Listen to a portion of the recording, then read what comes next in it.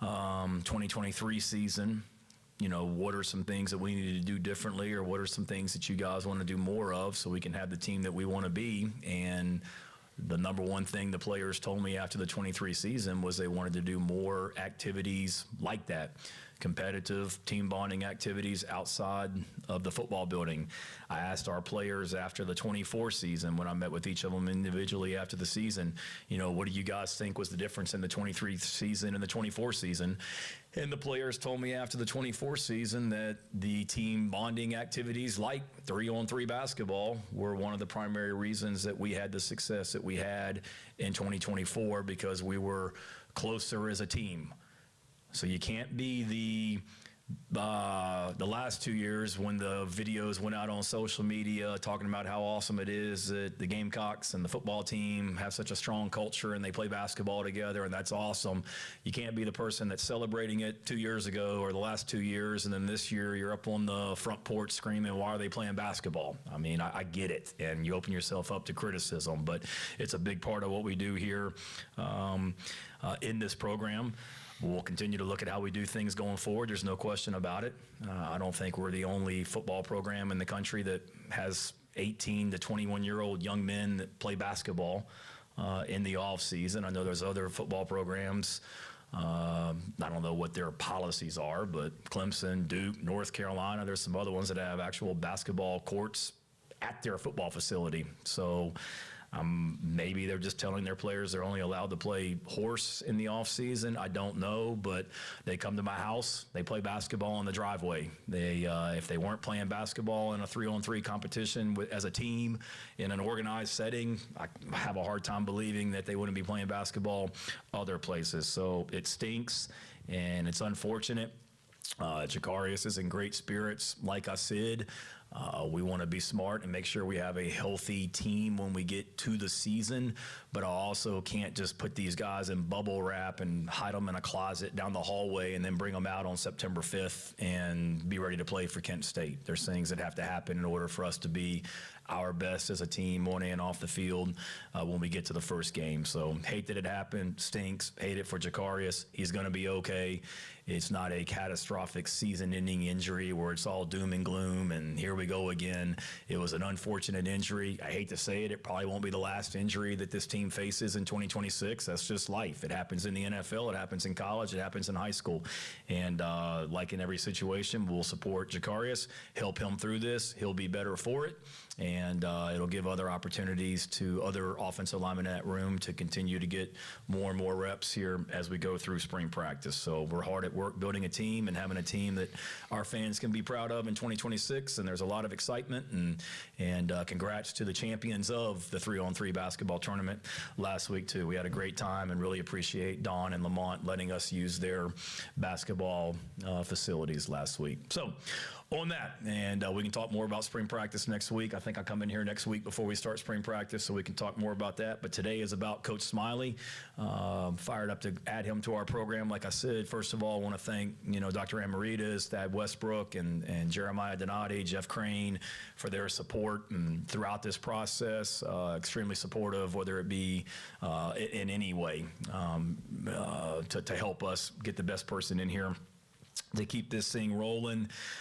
With the opening that we had on special teams, I had about a week and a half, 2-week notice. I don't want to say notice, but 2-week inkling maybe is a better word, that we were going to have an opening or could potentially have an opening. So it gave me some time to, do some lead work and get it ground up, researching a lot of people and talking to a lot of people about a lot of people. And in regards to Coach Smiley, who I did not know personally, I just knew of, it's amazing how many people reached out to me that I respect. And again, when I hire a coach, it's not who I get the most references on and who gets the most phone calls, but it was pretty remarkable the number of people that I respect, that I think a lot of, whether it be NFL head coaches, NFL general managers, NFL special teams coordinators, current and former players that have played for him that I know and respect that reached out to me about him. As I've coached at different places, Georgia, Oklahoma here most recently, and you have relationships with players that are playing professionally, you can reach out to them. So there was a great resource right here in Columbia, and Patrick DeMarco, who played for Coach Smiley in Buffalo, and what Pat said went a long way, and what a lot of these head coaches and general managers said to me went a long way. What these special teams coaches that I talked to said about him went a long way. It was very Luke Day-esque when y'all have heard me tell the story when I was hiring Luke Day, and the number of people that reached out, and how many people just continued to reach out that I knew about that knew Luke Day. It was very similar with Coach Smiley. The day before our women's team played LSU down in Baton Rouge, on that Friday, Hunter, my son, and I, we went on a little overnight father-son hunting trip with a couple other dads and their sons here in Columbia, and the drive down to the low country was about a 2.5-hour drive, and I feel like literally every time my phone dinged or rang, it was somebody calling or texting to recommend Coach Smiley, which goes a long way with me. When I went into it, I wasn't necessarily looking for a NFL special teams coordinator. I wanted someone that had experience in college very recently, because the game is different. The kickoff coverage, everybody understands the rules on punt. It's different in the NFL than it is college. The protection schemes are different. So I wasn't going to just go hire somebody that had been nowhere but the NFL in the last 5-10 years. That's why when we hired Joe DeCamillis, it was really appealing because he had been at Texas most recently. Same thing with Coach Smiley. He was involved with Penn State's football program last season and was around the college game. So that was a really big benefit to go along with what he's accomplished in the NFL as a special teams coordinator. But as I went through this process, got to know Coach Smiley, met with him over Zoom, it was very evident to me, what a great person he is, first and foremost. Military veteran, served our country. Thank you for that.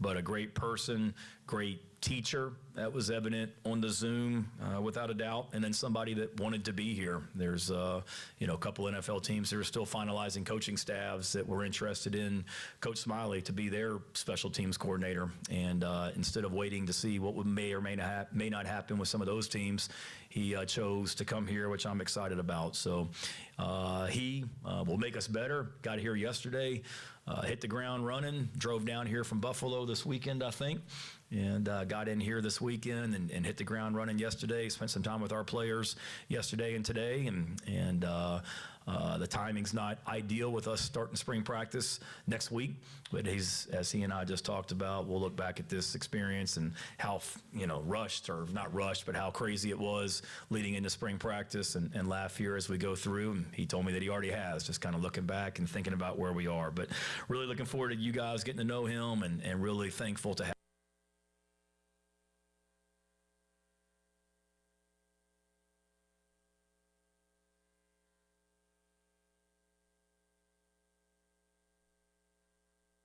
have him here as our new special teams coordinator. Ava and Caleb, they're the reason that I do what I do. So I'm eternally grateful to those guys, and thank you. And I've done it individually, but Coach talking about those guys reaching out on my behalf. He mentioned something on the Zoom, and I said, no matter how this process turns out, the fact that some of those guys would reach out and say what they did, that really meant a lot to me. So those guys know who they are, and definitely want to thank them too.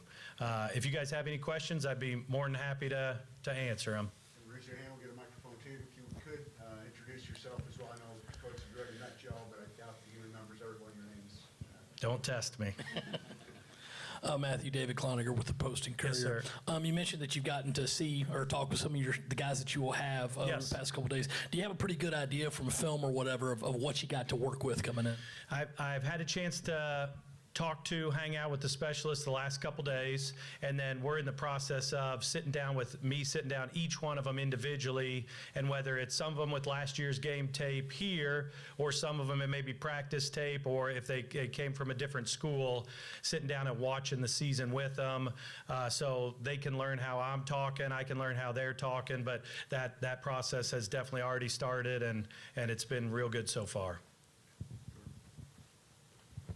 Hey, Matthew. Jordan Kay with the State Newspaper. What did you learn in your time leading the Bills? And when that job ended, getting back to college, what was the process of going back to college after being an NFL guy for, I think, almost a decade? I had some opportunities to go to different college spots. My daughter is a freshman this year at Penn State, and one of my good friends, Justin Lustig, is the special teams coordinator there at Penn State, does a phenomenal job. So I actually reached out to him and said, hey, would you care if I came down? And he was very gracious. Coach Franklin was very gracious, let me be a part of that team and learn and help and be involved with the guys. So I was able to do that during last season, and a little extra benefit, able to eat lunch with my daughter once a week. So that was a phenomenal experience, being able to be a part of those guys last year.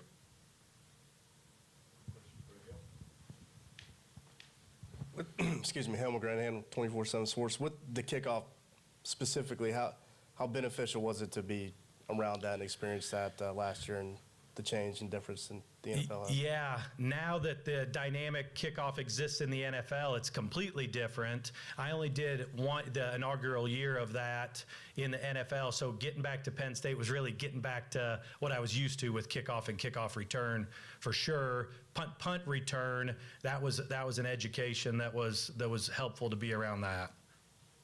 Way in the back, Phil. Hey, Coach, Phil Kornbluth, Sports Talk Media Network. How do you feel about the punt fake? Just in general. In terms of your I hope he likes it. your proclivity for using it. I think, and Coach and I talked about this on the Zoom, special teams always wants to be dynamic. Special teams is looking to score points and did that last year. But the underlying goal of special teams is to set up the offense and defense for success. So whether it's punting and giving the defense great field possession by flipping the field, or finding some way you can run a fake and giving the ball back to the offense, that's the goal of special teams, is helping the offense and defense and helping the team win football games. Shane, with your name so synonymous with special teams, what are your prerequisites or non-negotiables when you have to hire a special teams coordinator? There's certain things, terms, things from practice that I would say are kind of non-negotiables, but and we just got done talking about some of them before we came in here. But I believe in hiring good people and letting them coach. He's an established special teams coordinator. Knows what he wants, knows how he wants to get it done, just like Pete Limbo and Joe DeCamillis were. It's certainly my background and my baby in a lot of ways. He's going to realize that I'm as a head coach probably more involved with special teams than anybody he's ever worked for, and I love that aspect of it, and I am heavily involved. But I also believe in hiring good people and letting them do their jobs. And he's got his ideas on his system. This isn't Shane Beamer's system that we're running on special teams. It is Matthew Smiley's system. But there are certain things that I feel like are ingrained into the culture here, or certain things that I believe in. That won't change regardless of who the special teams coordinator is, but not as many as you would think. The biggest thing is, I believe in, like Coach just said, putting our offense, defense in great positions, being aggressive. I don't want to ever have a special teams unit that just goes on the field to, check a box and make sure we don't do anything to screw it up. We want to be aggressive and make impactful plays on special teams and be really sound in what we do and play really, really hard. And those would be the main non-negotiables with me. Hey, Matthew, Jack Veltri, Gamecock Central. When you became the Bills' full-time special teams coordinator after a few years as an assistant, what were some of the main things you learned in being the guy to run the show compared to your other stints as an assistant? Yeah, I think it's always funny before you get that first opportunity, whether it's a coordinator or a head coach. When you're the assistant, you have all the answers, and then when you're the coordinator, you're like, okay, this is, there's more that goes into it than you think. I remember my first boss at Buffalo, the coordinator, Danny Crossman, and then Heath Farwell was the guy that I replaced when he left Buffalo, and I remember laughing with Heath. We're still close.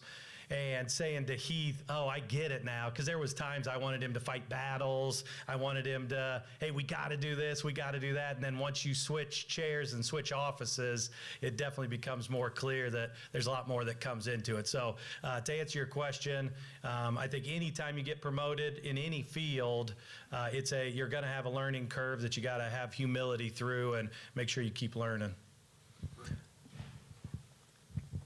Hi, Coach Smiley. Once again, welcome to Columbia. Thank you.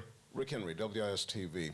What kind of mindset or mental approach does a player need to have to be a successful special teams member under you?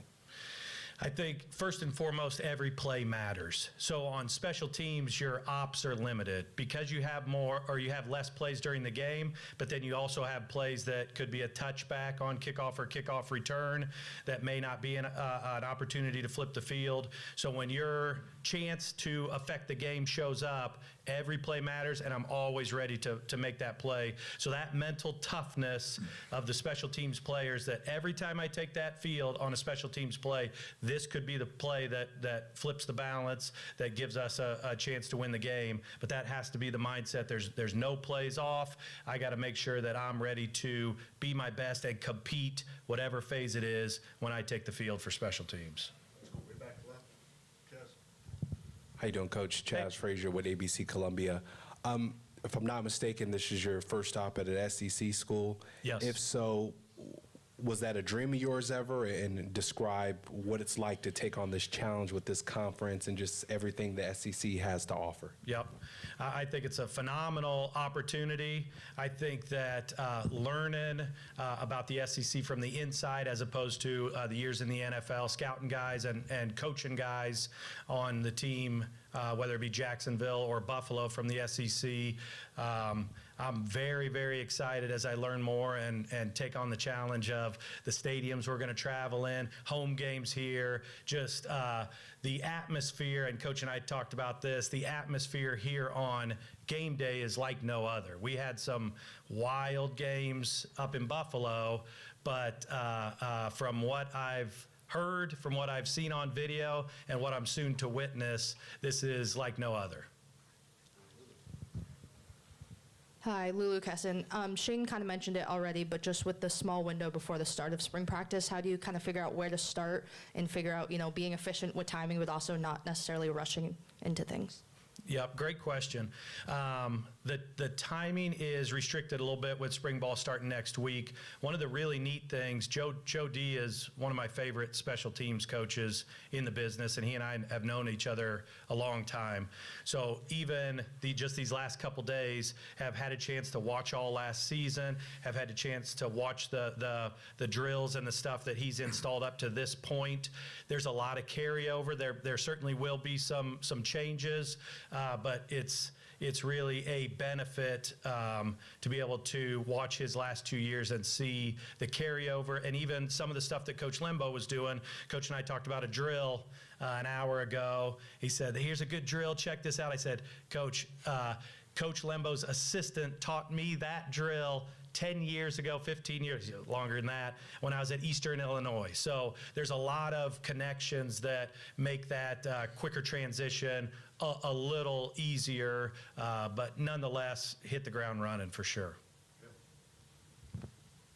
Wanted to follow up on something I think you said when I asked you that other question. Yes. The punt returns, you said that was a little more educational. Yes. How so? Can you?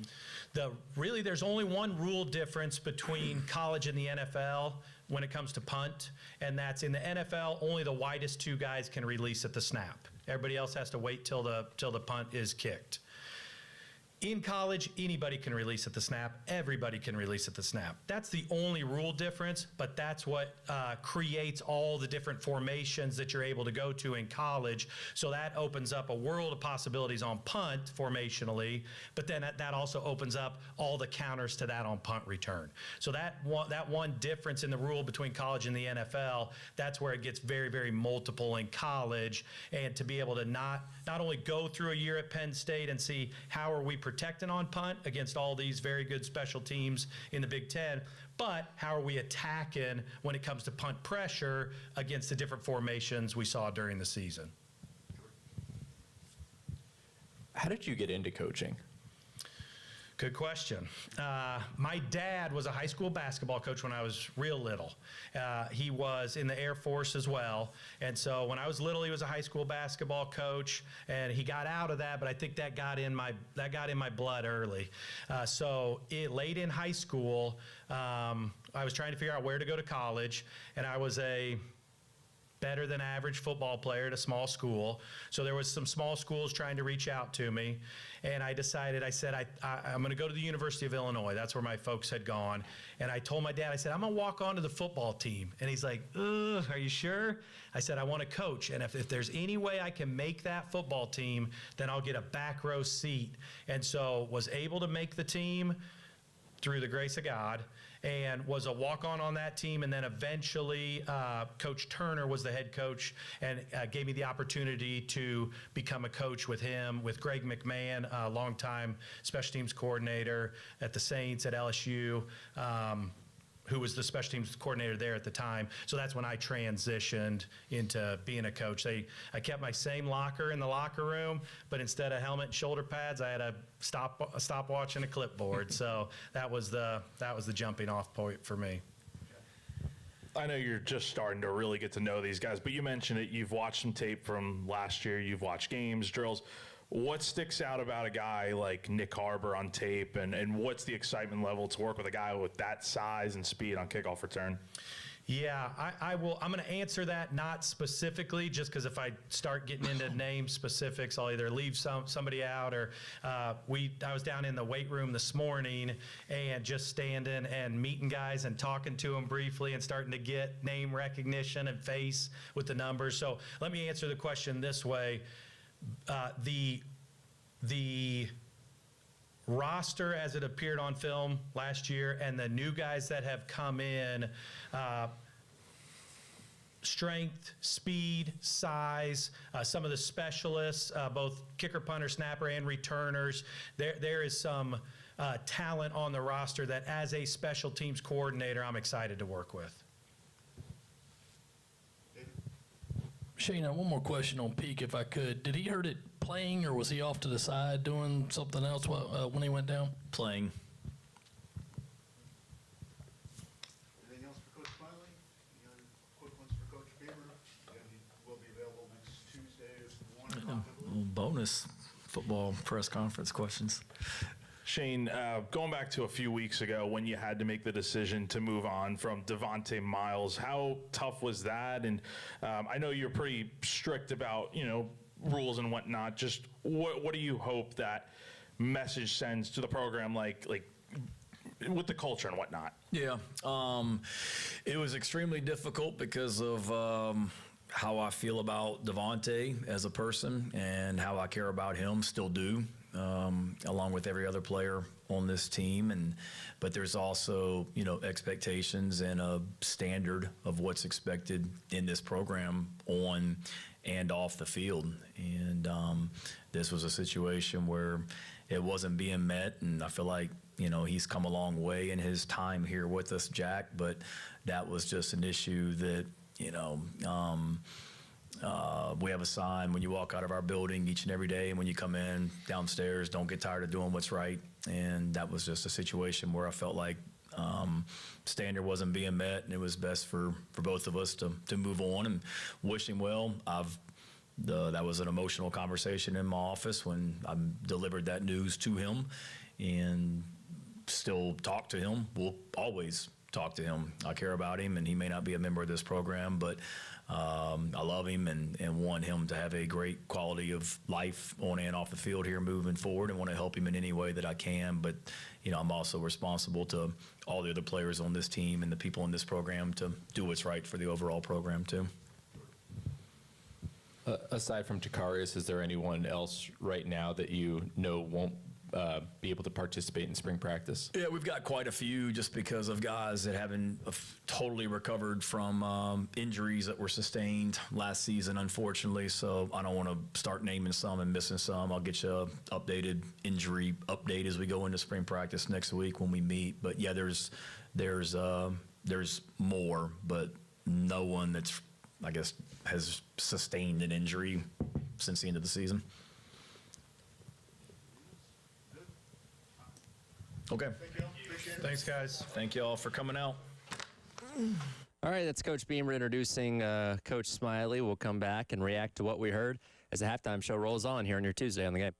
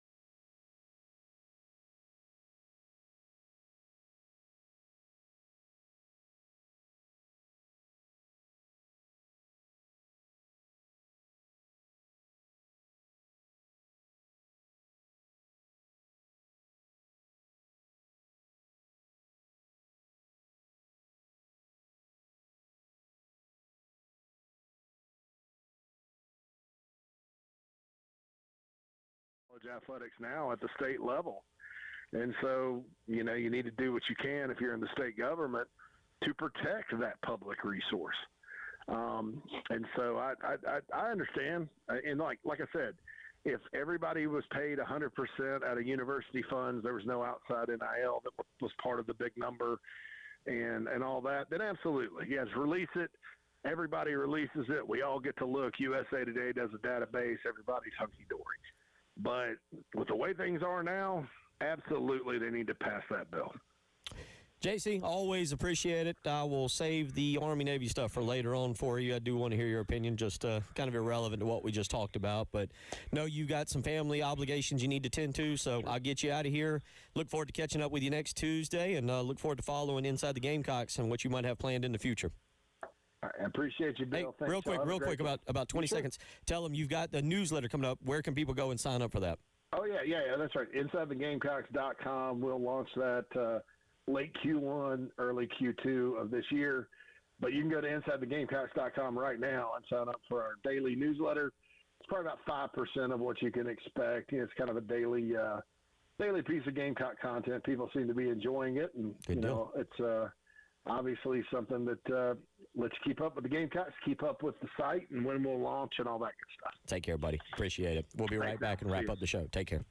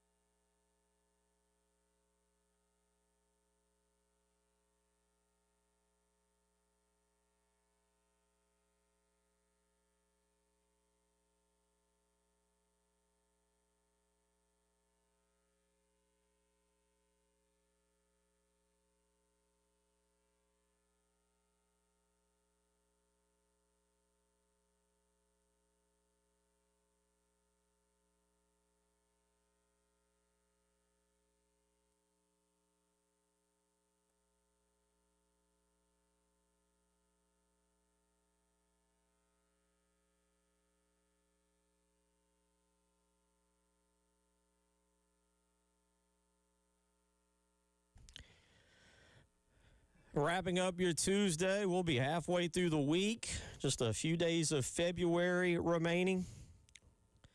We'll head into March. Get set for some March Madness. Again, last night, you had February Madness, if you will. North Carolina, ranked 18th, knocked off Louisville 77-74, that game up in Chapel Hill. And then the late game, Kansas took down Houston. First time Houston's lost 3 in a row in a long, long, long time. And Kansas won 69-56 last night. Shout out to my buddy in the high school ranks, Tyson Balknight, former teammate at Lexington, making an incredible run with American Leadership Academy, ALA. They knocked off Clinton last night, blew him out. And he will move to the Final Four there for some high school basketball. Some good games on tap tonight. We will have Chris Deering with us tomorrow to recap everything. There's a lot to get to in the high school ranks and what's going on in both the boys and the girls playoffs. And so a little scheduling note, Chris Deering will join us tomorrow. There's a monster game over at Gray Collegiate tonight between North Augusta and Gray Collegiate. Those are two teams that, I think I mentioned this yesterday, regardless of classification, are two of the best teams in the state. You could match them up with anybody in 5A, and they would hold their own. And they will show down against each other tonight over at Gray Collegiate. They are in the same region. I've had a chance, because both are in Gilbert's region, I've had a chance to see both. And they are fun, athletic. I grew up playing against North Augusta and coaching when I was at Lexington. I know what they are capable of. And, of course, Dion Bethay over at Gray Collegiate, what he has built there. So that'll be a fun one. And there's several other games tonight that'll be a lot of fun to get involved with. Molly Goodrich over at Lexington, my alma mater, is doing a phenomenal job again this year. So kudos to her and the Wildcats. So, again, some shout-outs there to some my alma mater, and then a good buddy of mine, my alma mater, Lexington, and then a good buddy of mine, Tyson Balknight, for what he's doing. And, again, if you want to get out and about tonight, South Carolina plays at 7 o'clock. And, Captain Dave, I believe we have one more set of tickets to give away. Is that correct? Yeah, that's the rumor I hear. The ticket lords have blessed us. All right, 803-404-6100. If you want a pair of tickets to South Carolina and Kentucky tonight to go watch the Gamecocks, get down there early. It's going to be a little chilly, but go into the Vista, get yourself a nice little dinner, go hit up one of the restaurants there around the arena, maybe have a beverage or two, and then get into the arena, taking some free basketball, because right now we're giving you tickets. 803-404-6100. We'll take caller number 3, like a three-pointer, and you can go to the game. You, a family member, odds are you can find some cheaper tickets. Take 4 members.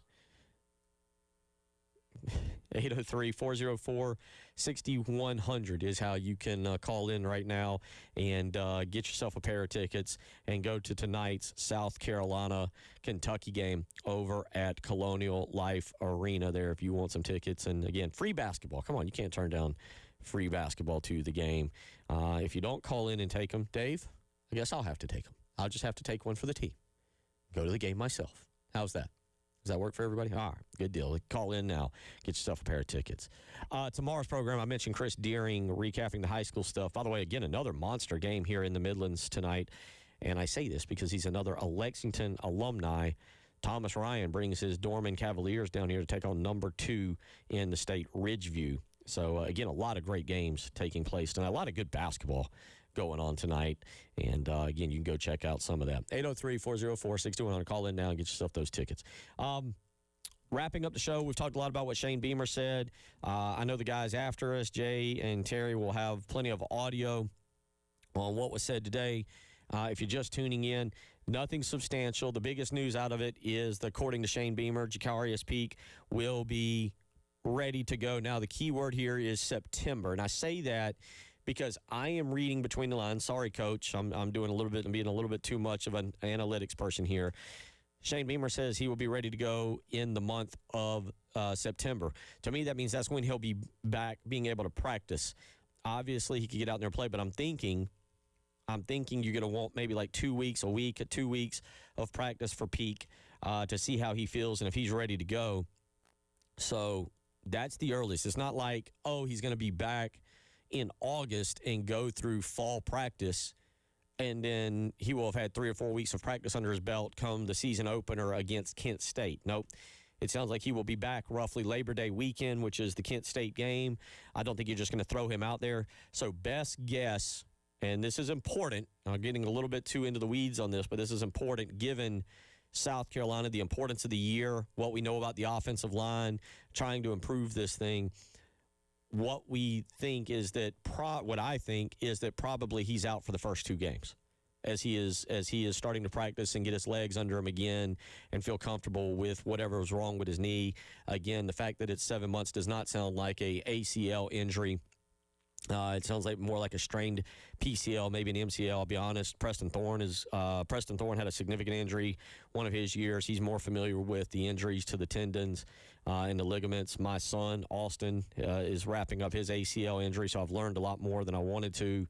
And while I will definitely tell you I'm not overly qualified to talk about it, I will tell you that, having listened to a doctor for the last 10 months for Austin, I feel like I have an understanding of what's going on here to be able to say, all right, this would be the scenario, this would be the situation. Here's how they can get this thing rectified, because you're going to want your top transfer portal target to be back and ready to go. I'm going to say no later than Alabama, which would be the end of the month of September. If Jacarius Peak is back by September 26th and is ready to go for the Alabama game, all right, no harm, no foul.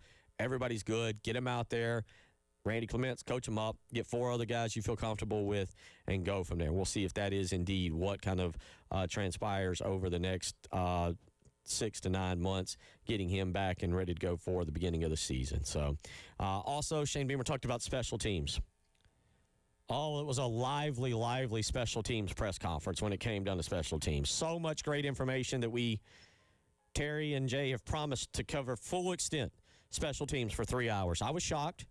I was personally shocked. Terry says he's a special teams guru. All right, we'll find out. You get 3 hours to find out. You going to join me? Yeah, sure. What the heck? You bailed me out yesterday Thank when you. I was stuck in the elevator. Can you hear me? Yeah, but we're out of time. We're on a We're out commercial. of time. Well, geez, good hanging out with you, man. We're going to special teams.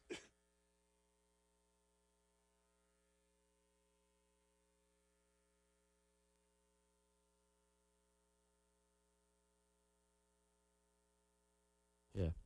Bill Gunner for Mid-State Roofing, where for over 30 years, Mid-State Roofing has been the leader in the roofing and waterproofing industry. And you hear me talking about, look, they are phenomenal at their job.